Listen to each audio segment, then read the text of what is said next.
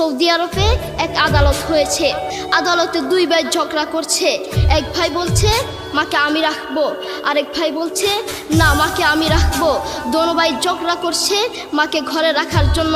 এরপর এক ভাই মাকে নিয়ে চলে যাচ্ছে, আরেক ভাই মাটিতে গড়া দিতে দিতে অবস্থা খারাপ।